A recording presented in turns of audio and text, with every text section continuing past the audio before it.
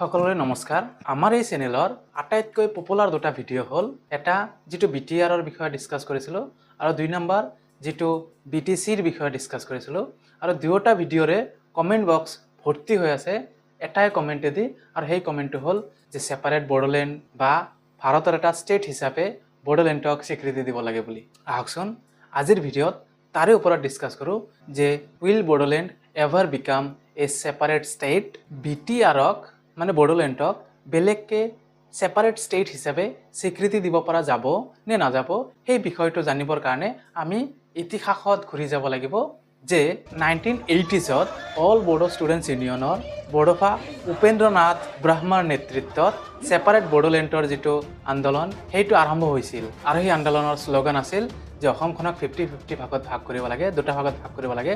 তাৰ এটা ভাগ হ'ব আসাম আৰু এটা ভাগ হ'ব বড়োলেণ্ড। কিন্তু বছৰ বছৰ প্ৰটেষ্ট কৰি থকাৰ পিছত বিভিন্ন ধৰণৰ ভায়োলেন্স হোৱাৰ পিছত আৰু নেগোচিয়েশ্যনছ হোৱাৰ পিছত 1993ত প্ৰথমবাৰৰ কাৰণে এটা বড়ো চুক্তি স্বাক্ষৰ কৰা হৈছিল আৰু সেই চুক্তি মতে গঠন হৈছিল বড়োলেণ্ড অট'নমাছ কাউন্সিল, যাক BAC বুলি কোৱা হয়। আৰু 2003 চনত দ্বিতীয়টো বড়ো চুক্তি স্বাক্ষৰ কৰা হৈছিল আৰু সেই দ্বিতীয় চুক্তিৰ মতে গঠন হৈছিল বড়োলেণ্ড টেৰিটৰিয়েল কাউন্সিল, যাক আমি BTC বুলি কওঁ আৰু এইটো গঠন হৈছিল ভাৰতৰ সংবিধানৰ 6th শ্বেডিউলৰ আণ্ডাৰত। আৰু ফাইনেলি 2020 চনত তৃতীয় নম্বৰ বড়ো চুক্তি সাইন কৰা হৈছিল আৰু সেই চুক্তি মতে BTAD Bodoland territorial area districts সেই নামটো চেঞ্জ কৰি নতুন নামাকৰণ কৰা হৈছিল আৰু তাৰে পৰা জন্ম হৈছিল BTR বড়োলেণ্ড টেৰিটৰিয়েল ৰিজনৰ।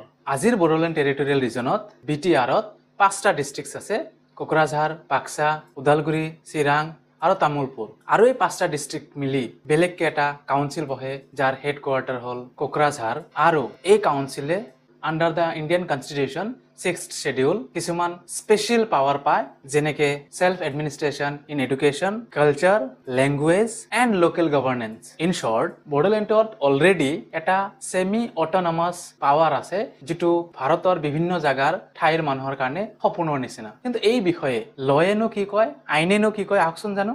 প্ৰথম কুৱেশ্যনটো হ'ল যে BTR কেতিয়াবা ফুল এটা ষ্টেট হিচাপে স্বীকৃতি দিব পৰা যাবনে? টেকনিকেলি ক'ব গ'লে য়েছ, দিব পৰা যাব, কিন্তু এইটো ইমান সহজ নহয়। কাৰণ ইণ্ডিয়ান কনষ্টিটিউশ্যনৰ 3rd নম্বৰ আৰ্টিকলত আছে যে নতুন এটা ষ্টেট হ'বলৈ হ'লে সেই পাৱাৰটো খালি পাৰ্লিমেণ্ট অফ ইণ্ডিয়াৰহে আছে আৰু এইটো হ'বলৈ গ'লে ডাঙৰ এটা প্ৰচেছৰ মাজেদি যাব লাগিব। কিছুমান ৰিকুৱাৰমেণ্টছ আছে যি ফুলফিল হ'ব লাগিব, যেনে 1 নম্বৰ ৰিকুৱাৰমেণ্ট এটা প্ৰপ'জেল লাগিব বা ৰেকমেণ্ডেশ্যনছ লাগিব by the central government of India. Concern ষ্টেটৰ লগত কনচাল্টেশ্যন হ'ব লাগিব।